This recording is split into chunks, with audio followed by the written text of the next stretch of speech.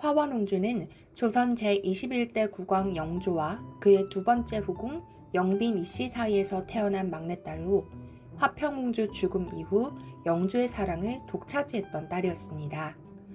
해경궁 홍씨의 한중록에 의하면 영조는 자신이 매우 아끼던 화평옹주의 죽음 이후 마음 붙일 곳이 없었는데 화원옹주는 머리가 비상하고 성격이 애교 있어서 영조의 마음을 사로잡았고 이에 영조의 정은 자연스레 화원옹주에게로 합니다. 화원옹주는 아버지 영조의 사랑을 절대 나누려 하지 않으며 집착했는데요.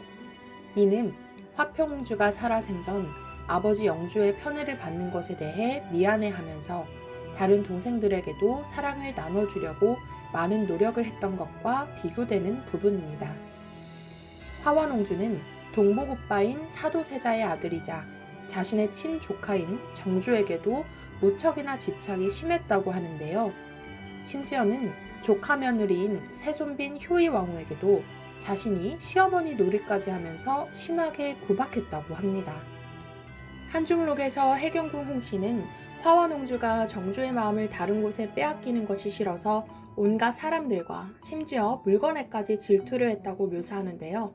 이러한 화원옹주의 조카를 향한 비정상적인 애정은 당시 남편인 사도세자와 사별한 해경궁 홍씨를 더욱 힘들게 했습니다.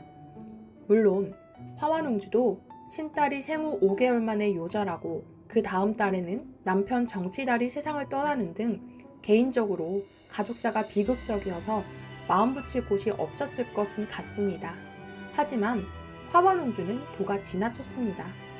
한중록을 보면 정조가 어릴 때 화원옹주가 새손을 끼고 돌면서 새손빈을 질투해 부부 사이를 이간질했다는 내용까지 있습니다.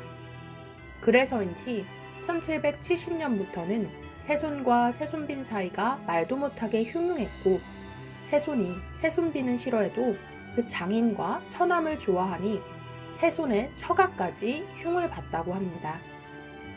새손이 좋아하고 따르던 장인 김시묵이 사망하고 새손이 슬퍼하자 화원옹주는 새손이 아비 잃은 새손빈을 불쌍하게 생각해 잘 대해줄까봐 장인 죽은 정도가 뭐 큰일이냐는 선 넘는 말까지 했습니다. 그리고 이에 노한 해경궁이 야단을 치기도 했습니다.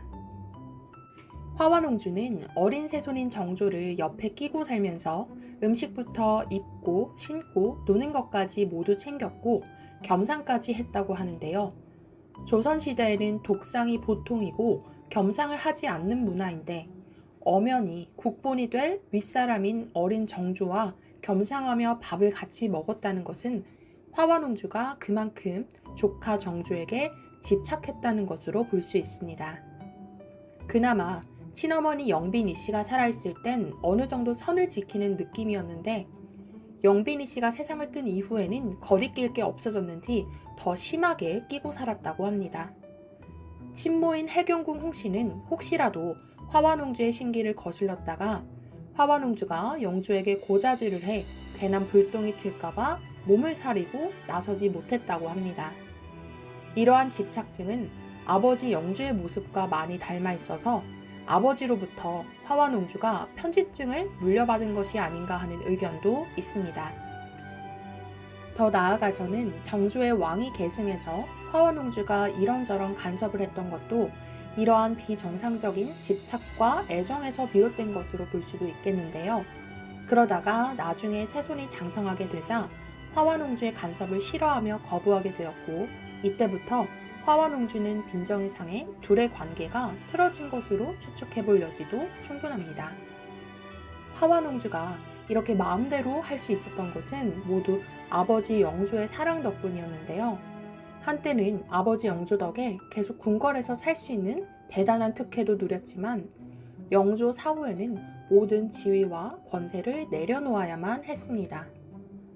본래 왕세자가 아닌 이상은 중전이 낳은 적자 대군이라 할지라도 혼인 이후에는 모두 궁 밖에 나가 살아야 하는 것이 당시 조선의 법도였습니다.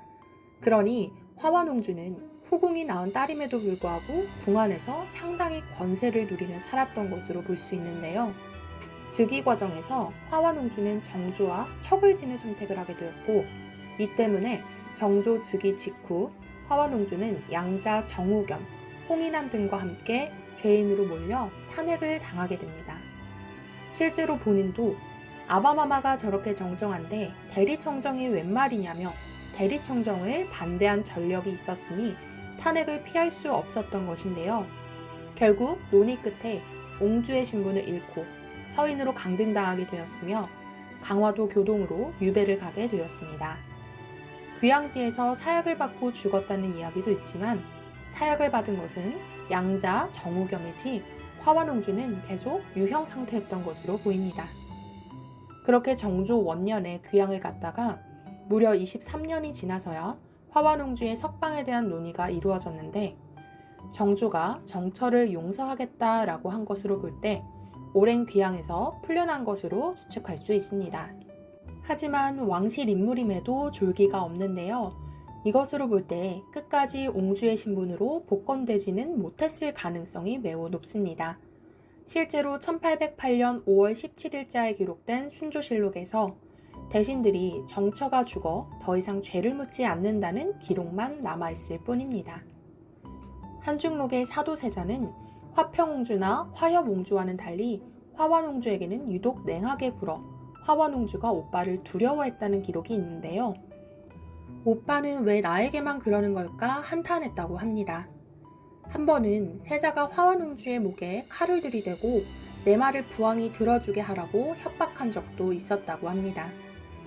아버지 영조와 남동생 사도세자 사이를 중재하려고 노력했던 화평옹주나 함께 아버지에게 무시당해서 서로 동병상련을 느꼈던 화협옹주와는 달리 화완옹주는 아버지 영조의 편애를 받기만 하면서 다른 가족의 아픔에는 별 신경을 쓰지 않았기 때문에 당시 아버지 영조에게 학대를 당하고 있던 사도세자가 화완옹주에게 서운하고 미운한 감정이 있었을 가능성이 매우 높습니다.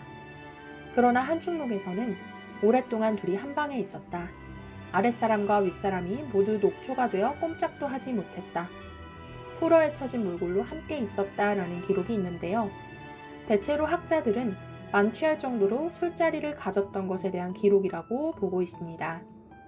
사도세자가 여동생 화완옹주에게 아버지 일로 자주 섭섭하게 여겼던 것과는 별개로 원래는 두 남매의 관계가 상당히 친밀했다는 사실을 알 수 있습니다.